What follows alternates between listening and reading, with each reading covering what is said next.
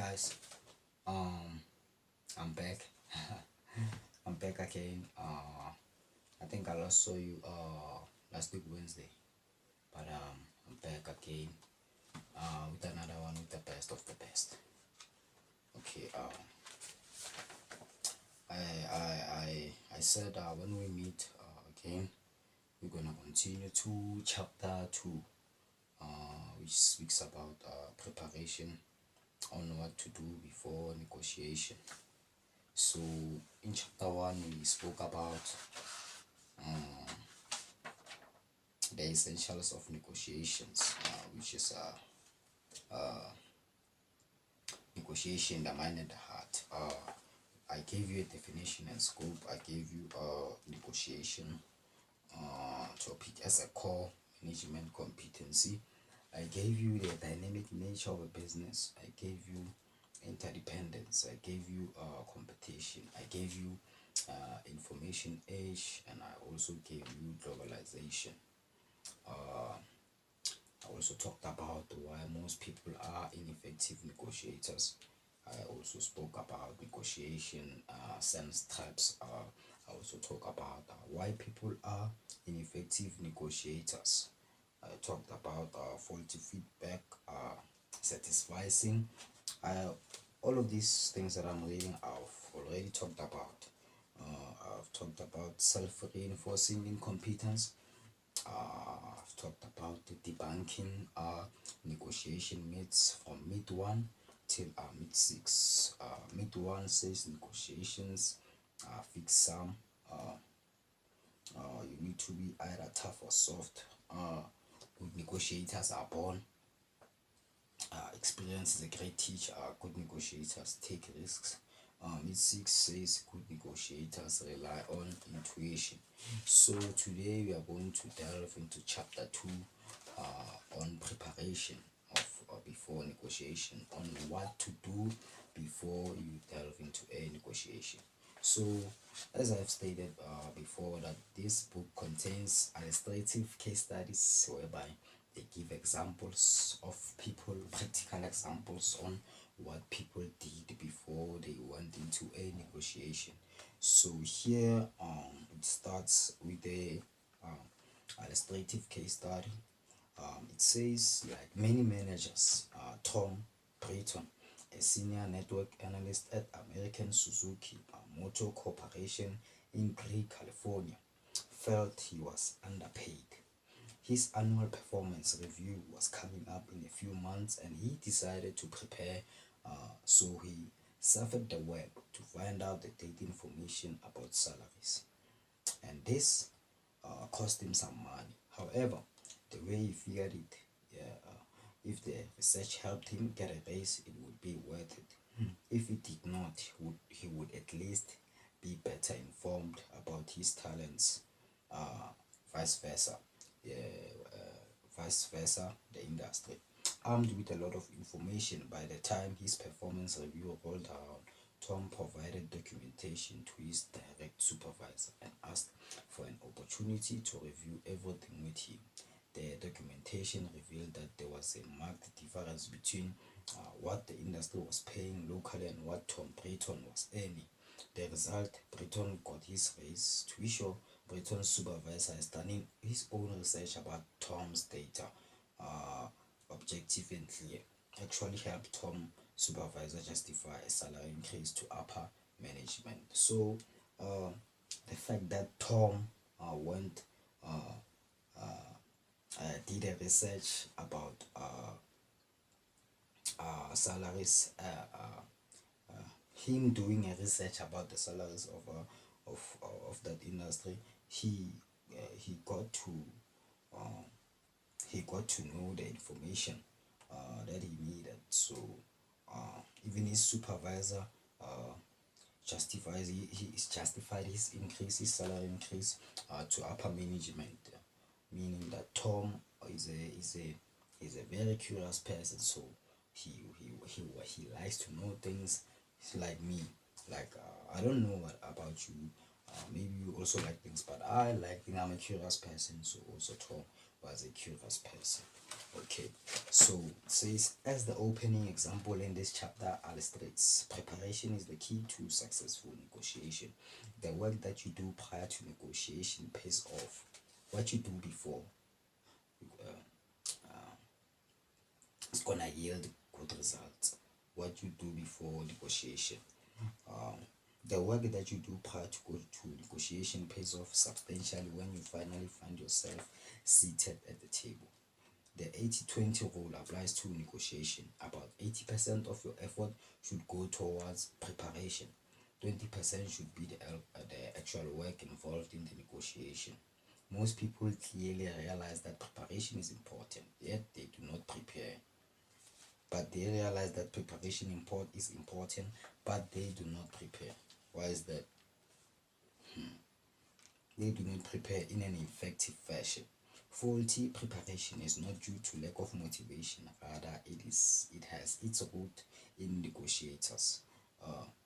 Fully perception about negotiation.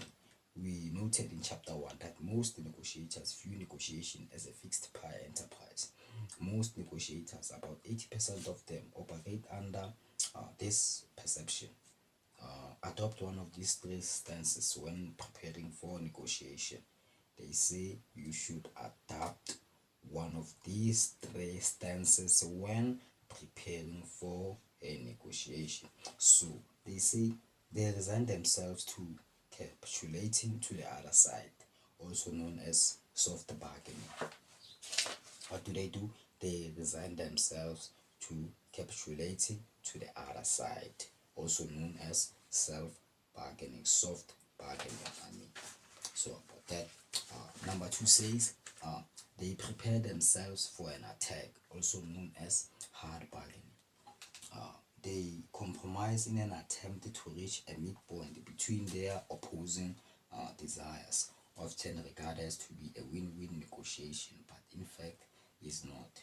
Depending on what the other party decide to do in the negotiation, fixed perception can either lead to a battle of wills. If both parties are in attack mode, or mutual compromise, both parties are soft, or a combination of an attack and capitulation. The common assumption among all these three approaches is that concessions are necessary by one or both parties to reach an agreement. The fixed perception is usually always wrong. Thus, choosing between capitulation, attack, and compromise is not an effective approach to negotiation. A more accurate model of negotiation is a mixed motive decision-making enterprise. As a mixed motive enterprise, negotiation involves both cooperation and competition. In this chapter, we review the essentials of effective preparation, whether it be with a next door neighbor, a corporate executive officer, or someone from a different culture. We argue that excellent preparation encompasses three general abilities: self-assessment, assessment of the other party, assessment of the situation, what is happening. So next, we systematically review each of these abilities and the skills they require for each. We pose questions that a negotiator should ask himself or herself when preparing for negotiation. So they say here, we argue that excellent preparation encompasses three general abilities. The first one is self-assessment. How you assess yourself means a lot. Assessment of the other party, how you assess the other party that you are in competition with, or I don't know, in an what do they say here?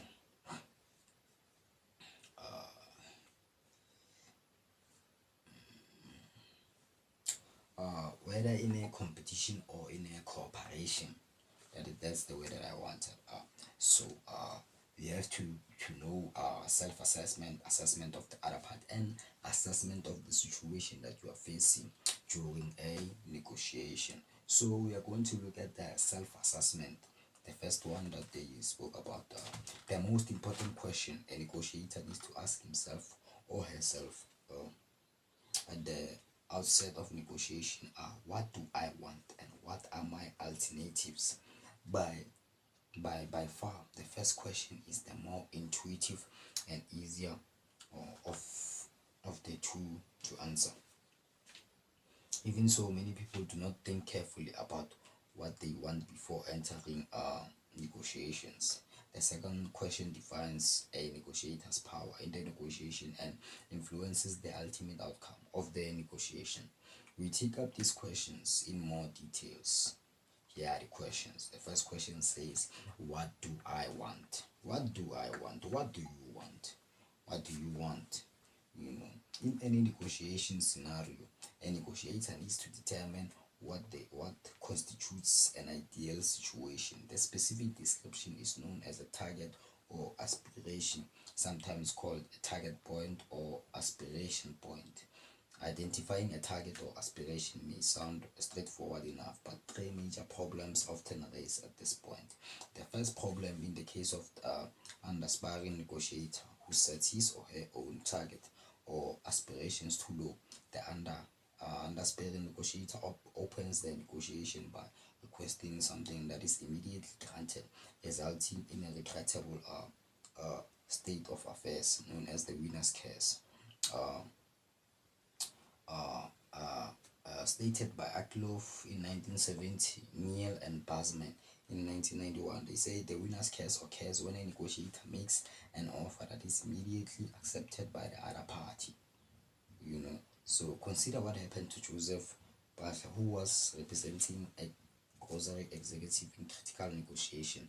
Batchelor demanded that his client, the grocer, get a 4.9% stake in the business. The words barely left his mouth when the company's controlling shareholder jubilantly agreed. Says Batchelor, I just died. I know right away that I had underbid. We could have had more if I have just asked for it. The Wall Street Journal in June 25, 2003, the immediate acceptance of one's offer by an opponent signaled that the negotiator did not ask for enough. Another example is that of any army sergeant returning from a tour of duty in the Gulf War, recently engaged. The sergeant wanted to bring a beautiful gold necklace for his bride to be. When he entered the Saudi Arabian jeweler store, he knew enough not to offer full price for the gold necklace, so he offered exactly half of the marketed price. At that moment, the shopkeeper offered to also include the matching earrings and bracelet.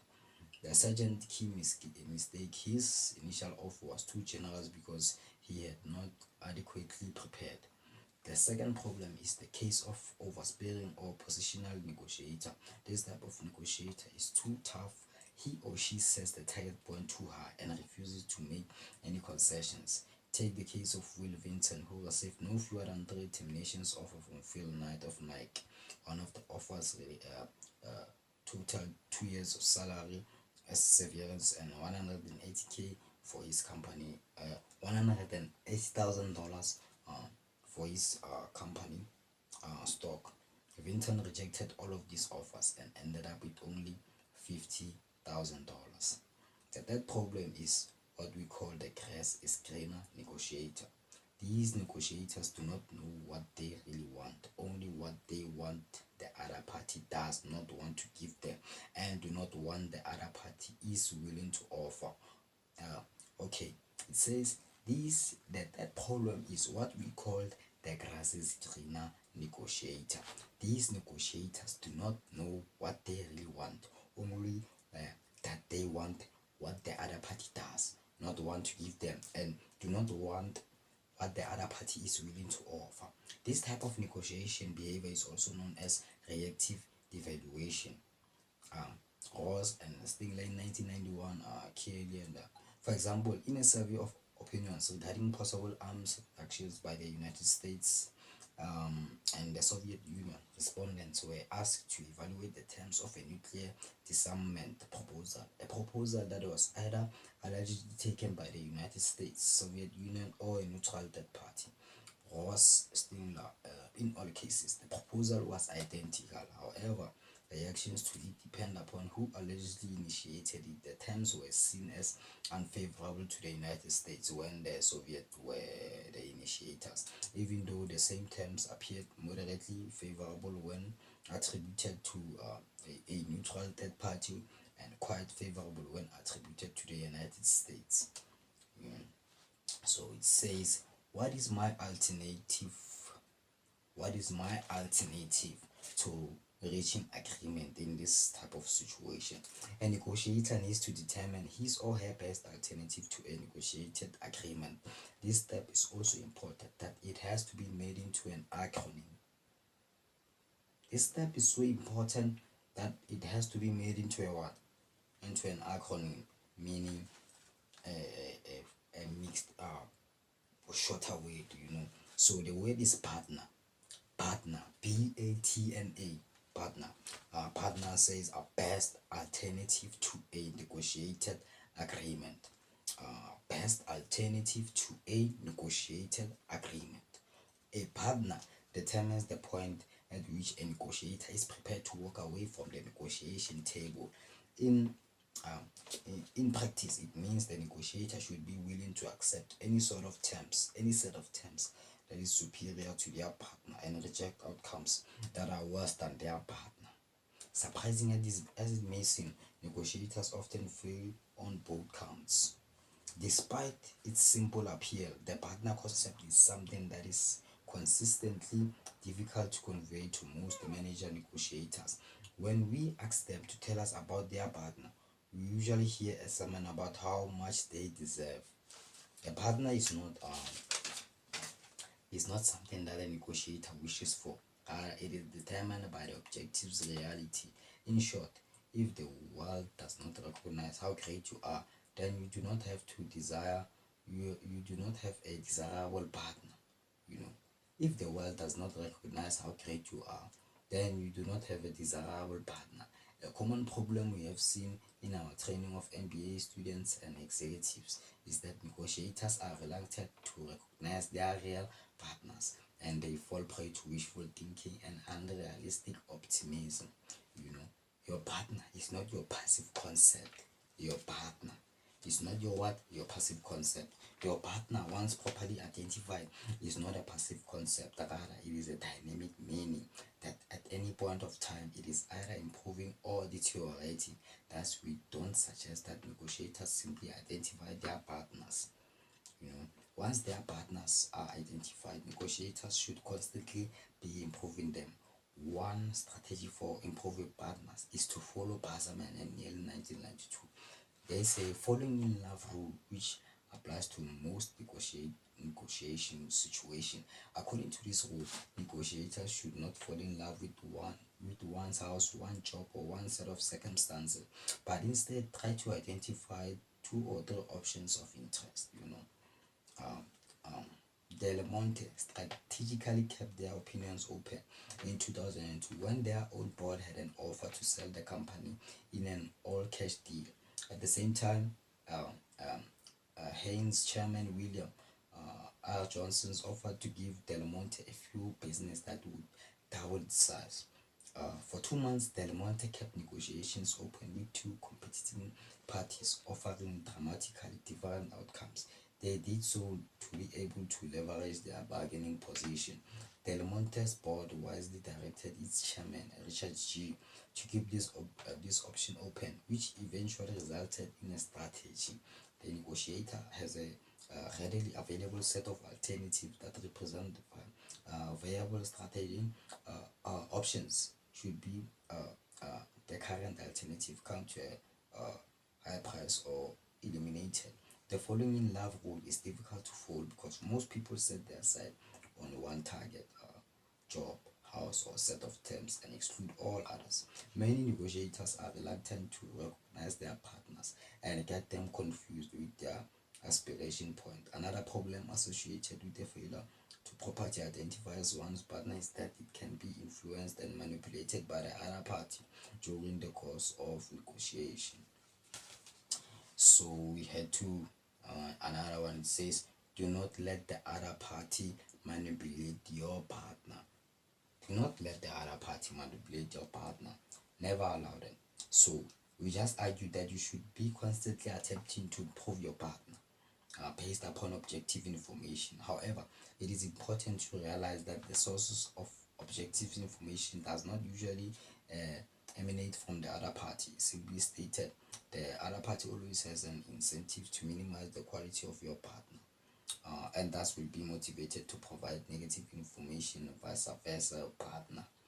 If you have not properly prepared, you might be particularly influenced by such persuasive appeals. However, we argue that your partner should not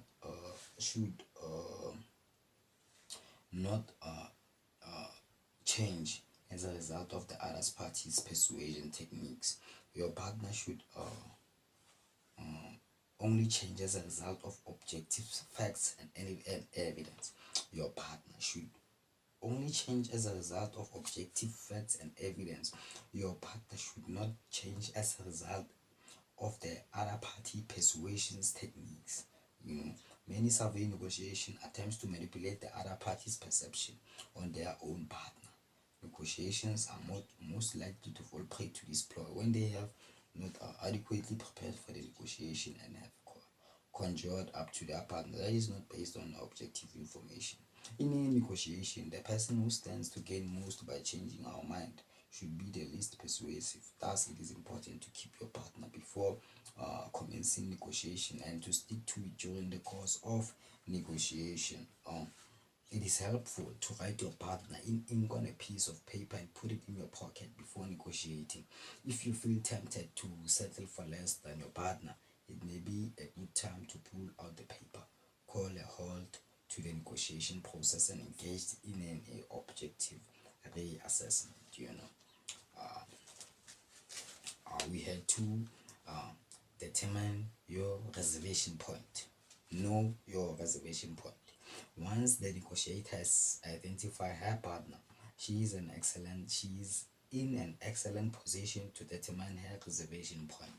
The reservation point is not determined by what the negotiator wishes and hopes for, but rather by what her partner represents. Consider the example of an MBA student negotiating her employment terms. Let's imagine that the MBA student has a $90,000 job offer from company A with some stock options, moving expenses, and signing bonus. The student is interested in getting an offer from company B. Thus, company A is her partner. The question the student should ask herself is, what does company B need me to offer so that I feel it is identical to the offer made by company A? The answer to this question represents her reservation point. You heard that.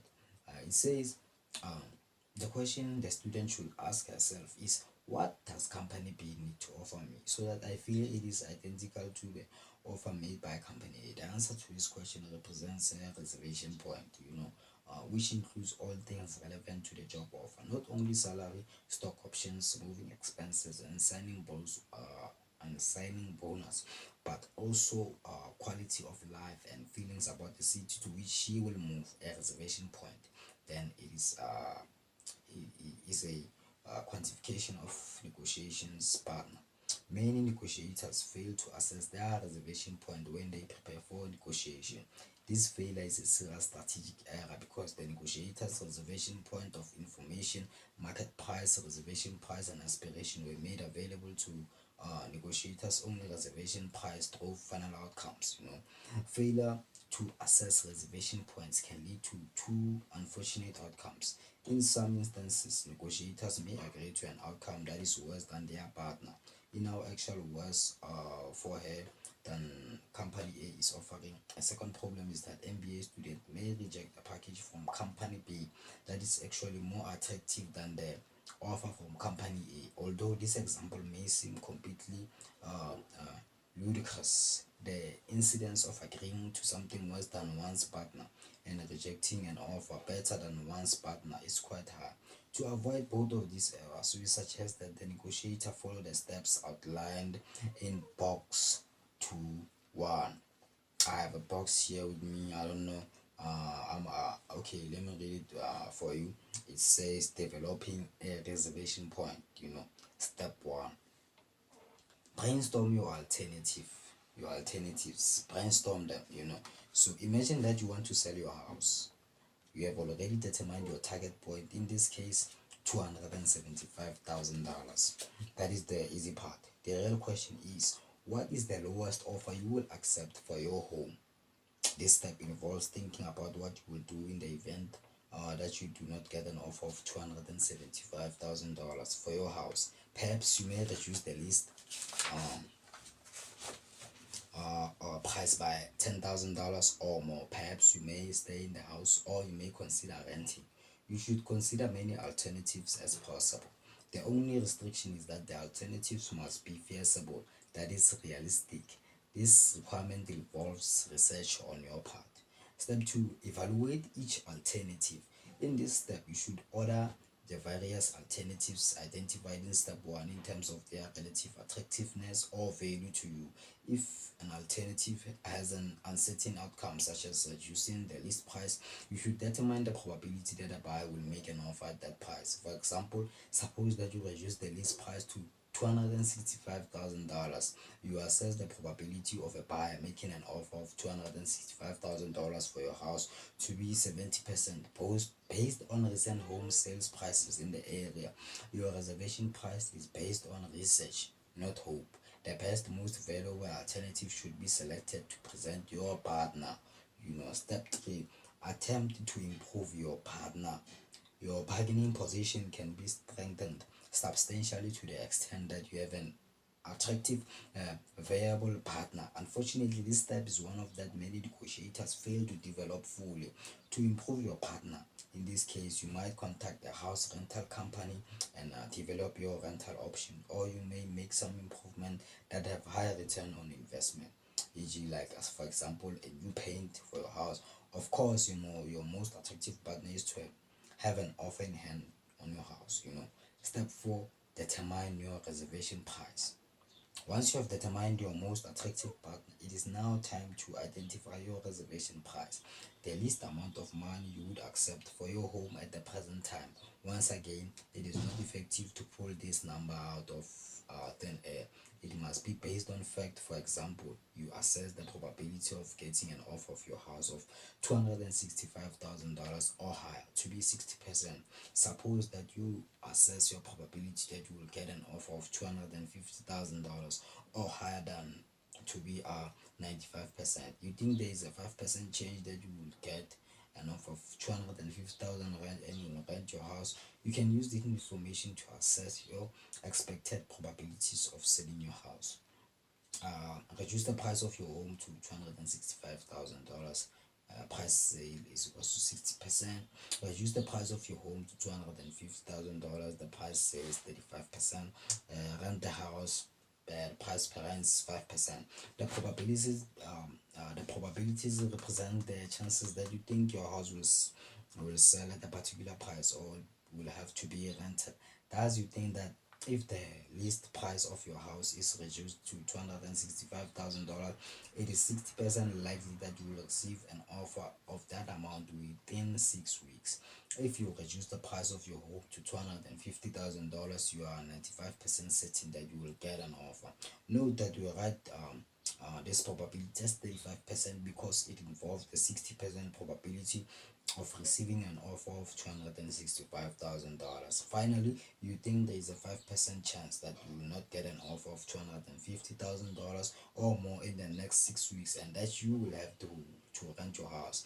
A value you assess to be worth only $100,000 to your present time. Note that in our calculation, the probabilities always sum to exactly 100%, meaning that we have considered all possible events occurring. No alternative is left to a chance, and overall value for each of these risky alternatives is assessed by multiplying the value of each option by its probability of occurrence. Value of reducing price to $265,000 is equals to $265,000 times 0.6 equals to $159,000. The value of reducing price to $250,000 is $250,000 times 0.35, which is $87,500. Value of renting the house is equals to $100,000 times 0.5, 0.05, which is our $5,000. As a final step, we add all the values of the alternatives to arrive at an overall evaluation. That's 0.6, 0.6 $265,000 plus 0.35 $250,000 plus 0.5 $100,000. $159,000 plus 87,500 plus 5,000 is equal to 251,500. This value is your reservation price. It means that you would never settle for anything less than $251,000 in the next 6 weeks. It also means that if a buyer were to make you an offer right now of $251,000, you would seriously consider it because it is very close to your reservation price. Obviously, you want to get a lot more than $251,000 500 by you, but you are prepared to go as low as this amount at the present time. So you know what they are talking about. The offer that you receive in the next 6 weeks can change your reservation point. Suppose a buyer offers to pay $260,000 for the house next week. It will be your reservation point by which to evaluate all subsequent offers.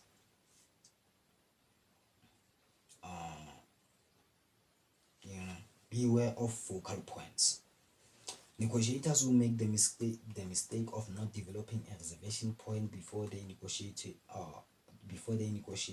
Often focus on an arbitrary value than masquerades as a reservation price. Such arbitrary points are focal points.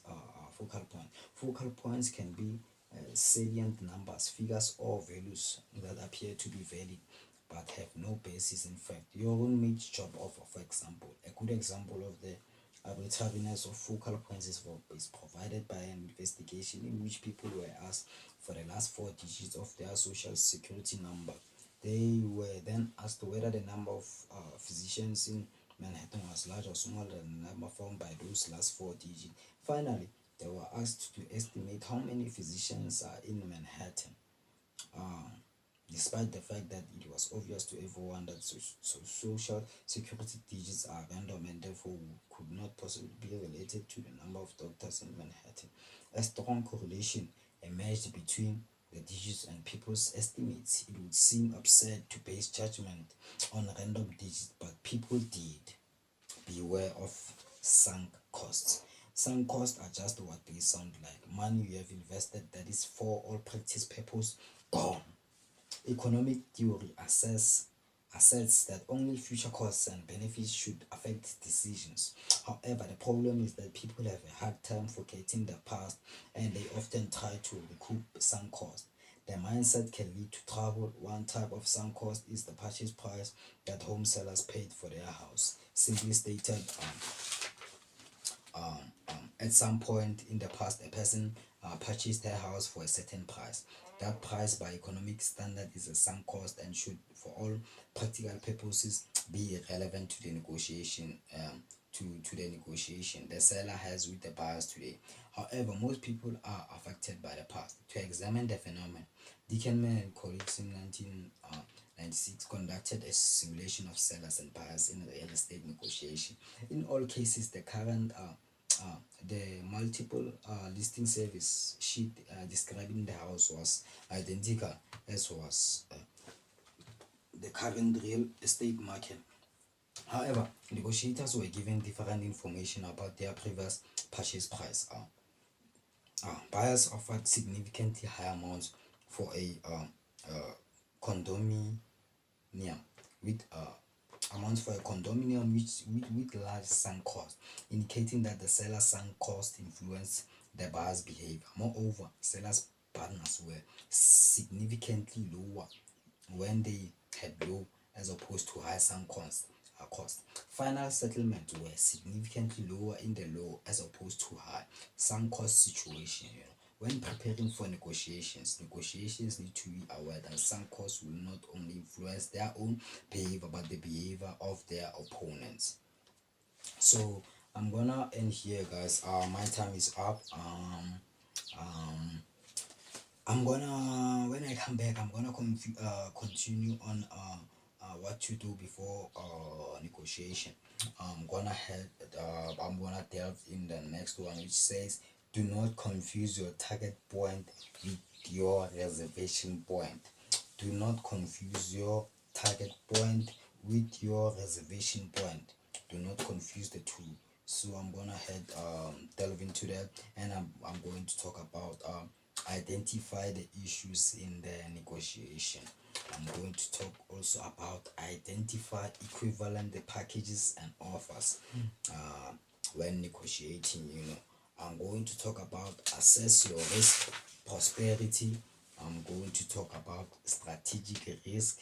I'm going to talk about the partner risk.